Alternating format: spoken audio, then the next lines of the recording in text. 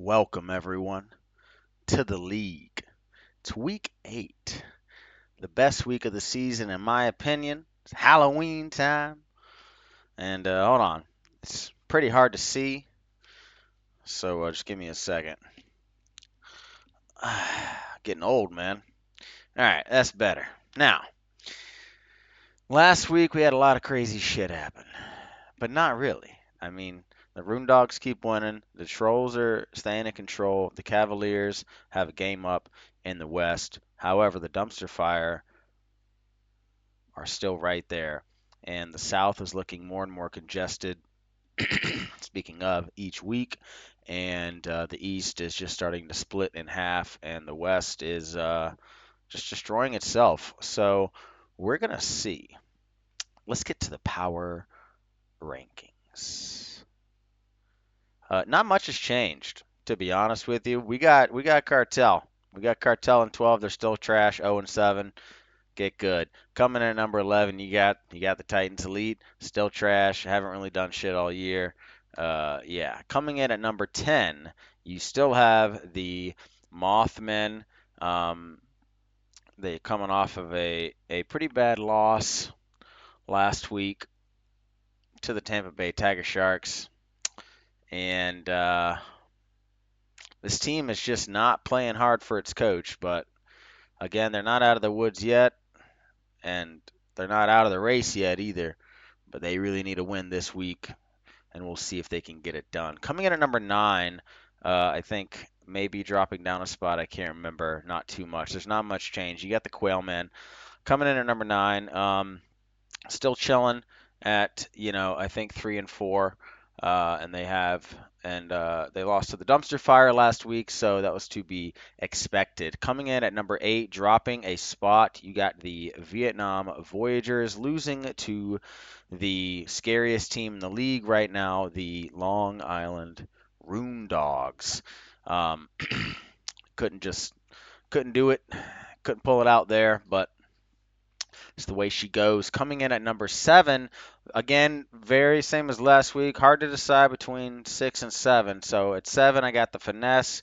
At 6, I got the Guantanamo Gorillas. Again, both of these teams are very, very even. And, again, 6 and 7 basically the same right now. Both of these teams are evenly matched. Coming in at number 5, coming up a spot, you got the Tampa Bay Tiger Sharks. This fucking team just goes up and down, up and down, up and down, up and down. And they're going to look for some consistency here because last week they did take down the Mothmen, and then this week they've got a big matchup against the number 4 ranked team, the Cameron Cavaliers. And this should be a very, very good matchup. Um, We'll get into that a little bit later. Coming in at number 3, top 3 staying the same. You got the Columbia Dumpster Fire at number 3. Number 2, you got the Charleston Trolls. And of course, at number 1, you still have the Long Island Rune Dogs. Again, not much changed. I think a couple of teams went up and down one spot. I don't think anyone moved more than 2. So very, very standard week last week. But yeah, let's get into the matchups. Matchup number 1, you got the 4-3 Guantanamo Gorillas at the still winless Miami Cartel. And as it stands right now, it is hard as fuck to see with these. Man, fuck this shit. Hold up. All right, that was fun, but that was annoying. Now, coming in. Whoa, bro. Left my weed thing open. Can't do that. Anyways, is this camera fucking working? Refocus. Anyways, yeah. You got the Guantanamo Gorillas and the winless Miami Cartel. Right now, it is 9-3 Gorillas at the end of the first quarter there. The Gorillas, last week, tough game last week. They started Purdy. He only put up 17, but then, Baby Yoda only put up 20, so it wasn't that big of a deal. However, he does have Caleb Williams coming off of a bye against Washington, which should be a pretty high-scoring game, but who knows? This team is just stacked at quarterback. So if you need a quarterback, head on down to the Gorillas because that's what they're breeding down there in Guantanamo. But this game, it says that the Gorillas should win by about 40 points, and the Cartel have a very tough time even reaching 100. Sometimes even 90, sometimes 70 points they can't even get to on the year. So again, we're looking at possibly the worst team ever in one season. But hey, gotta build them up. Draft better. Matchup number 2.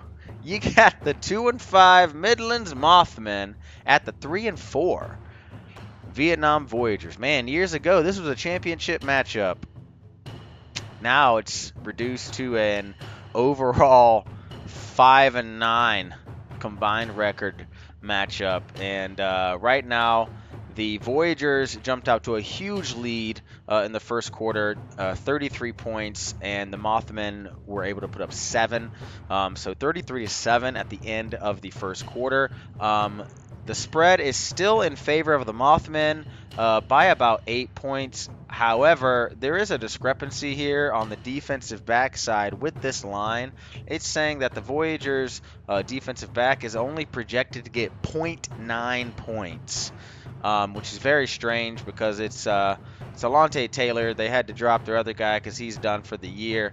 And this guy's put up at least 7.5 per game. So with the Mothmen getting an 8-point spread by the computer, but the computer also messing up pretty much 8 points, this is a very even matchup right now. And actually, I swear to God, it just changed while I was looking at that.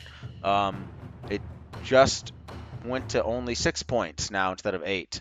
But still, for the Mothmen, yeah, so this should be a very, very tight matchup down to the wire. But again, both of these teams have been hit or miss, and the Mothmen they've got all the firepower, but they're just not playing well for their coach. Whereas on the other side, the Voyagers, they just don't know who to fucking start, and they're just messing up their own team. But we'll see what happens in this one. A lot of people will be tuning in, but a lot of old school fans will be tuning into this one. Matchup number 3. You got the 4-3 Tampa Bay Tiger Sharks at the 5-2 Cameron Cavaliers, and this is a very underrated matchup that's kind of flying under the radar this week. The Tiger Sharks are up 18-0 at the end of the first quarter, and it looks like the spread right now is 3 touchdowns Tiger Sharks over the Cavaliers, which is pretty substantial. And it's going to be tough because it looks like DK Metcalf is not going to be able to play. Maybe he might be able to go, but most likely he will not be able to go for the Cavaliers. So the Cavaliers will most likely have to sub in probably Tillman, their new pickup, or Wilson. They also have ETN sitting down there that they can maybe sub in, and they're testing out some new wide receivers in McMillan, who were drafted by the Voyagers but let go because of not enough spots on the damn team. But this should be a good matchup. Again, never take the cover as it says, or the spread as it says. So we'll see what happens in this one. Matchup number 4. Ooh. You got the 3-4 French Quarter Quailmen at the 1-6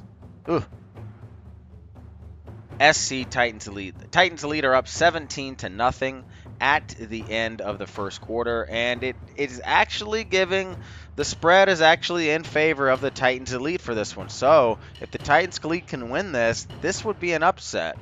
And the Quailmen and the Voyagers did just make a trade for quarterbacks and some tight ends and some picks. Will it be enough to take down the Titans Elite this week? We shall see. Both of these teams, one of these teams have the ability to put up a huge amount of points, but the other team has the ability to drag you down to 0. So this should be a good matchup. We will see what happens, but I'm still gonna take the Quailmen over there because this Titans Elite team is just they've just given up. It looks like, but we'll see. Matchup number 5, rare to happen. You got the 5-2 Charleston Trolls at the 6-1 Long Island Rune Dogs, and the Rune Dogs are up by 2 scores at the end of the first quarter, 14-0. And this should be a pretty good matchup as it stands right now. The Rune Dogs do have a about an 8-point spread favorite right here. Again, they should be favored. They're at home.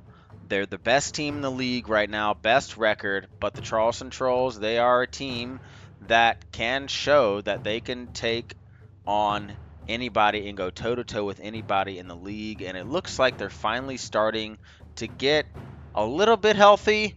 I mean, healthier than they were, but they're still 5-2. And that's one thing that this Rune Dogs team can say is that they really haven't been hit with the injury bug that bad at all this year. All of their guys have stayed relatively healthy, and that's keeping them in the hunt for that belt. And Mandy wants it back, wants to make it 2-time champ. We'll see if she can do it this year, but Trolls are going to try and spoil this party here. Let's get on to the rare but never unwanted rivalry and game of the week. Same game. You got the 5-2 Columbia Dumpster Fire at the 4-3 LA Finesse. And a lot of chirping going on in the last couple of weeks. Hell, last month, last year. Last 2 years between these two teams, and it is all starting to come to a head. And right now, the Dumpster Fire are up 20-2 at the end of the first quarter. Dumpster Fire do have a 12-point spread fave right now. Kyron Williams went off for them in the first, and the Finesse didn't get much. And it looks like they are going to start Patrick Mahomes over Geno Smith, and it's crazy to say, is this the right move? Because Patrick Mahomes, he hasn't scored above 16 points this season. That is insane. He's very consistent. He stays between 12 and 16, so you know what you're going to get out of him. However, you only want to play a quarterback like that if you're playing 2 quarterback leagues, or if the rest of your team is just blowing dudes out of the water, which this team is not. Whereas Geno can score anywhere from 10 up to 23 points. So I don't know if, and especially in a big game like this, I think you got to go big and you have to be able to put up points against this Dumpster Fire team. And I don't know if the Finesse are going to be able to do it with Patrick Mahomes at the helm. But coach believes in him. He's brought him to the promised land before. He's going to put him back in there. It looks like we'll see game time. You know, even though the game's already started, but you know what the fuck I mean, assholes. But yeah, should be a good game. I just can't wait to see all the shit talking at the end of it. But yeah, let's get on to the predictions. Hunter did the picks again. So Hunter 2. Last week, Hunter went 6-0. So for the first time ever, we had someone go 6-0, and now we've had someone do it twice. Or I'm sorry, we've had it done twice in the same season, which I don't know will ever happen again. But hey, we'll see. If Hunter can go back-to-back 6-0 picks, that's insane. But then we'd have to get a rebuttal from Graydon later on in the year to see who is the best pick'em. But yeah, this week is filled with jam-packed, awesome shit all the way around. Stay at home. Don't go out. Don't cut your grass. Don't do shit. Stay at home and watch these games because all of these are worth tuning in for. You got the so Hunter picked the Gorillas over the Cartel in a rivalry game. He's got the Mothman over the Voyagers in what I would call a rivalry game. You know, me and P-Man, it's respect, but it's a rivalry.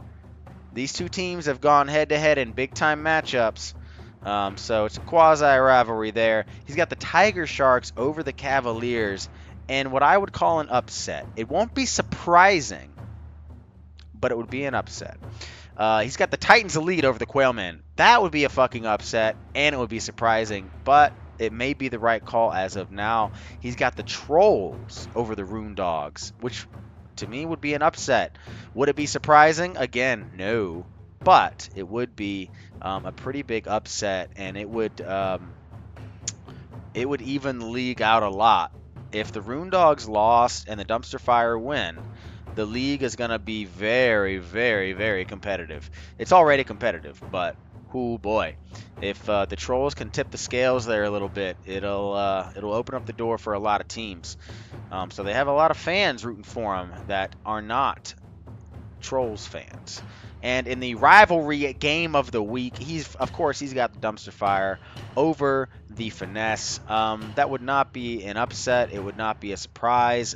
They're probably should be, again, favored to win, which they are by 12, and they're already winning. So the Dumpster Fire should take it. But, again, Patrick Mahomes, I think it's all on him. He's got to have a huge game for them to have a chance, and pray that Coach E-Man made the right decision in starting his veteran quarterback over some other guys like Geno on his bench.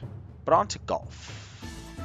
Again, not a very crazy week. P-Man got 3 birdies, and he jumps up to first spot at 11 under. Otherwise, not too much happened besides Sam getting 3 bogeys.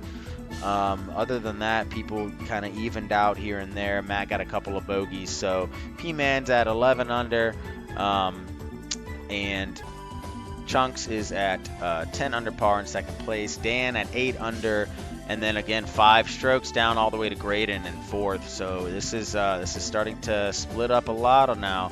Hunter at 1 over, Rico still at even, me and Mandy at 1 over, Matt and E-Man at 3 over, Joe staying where he was, and Sam taking 3 bogeys on the day, bringing him down to 7 over par on the course this year.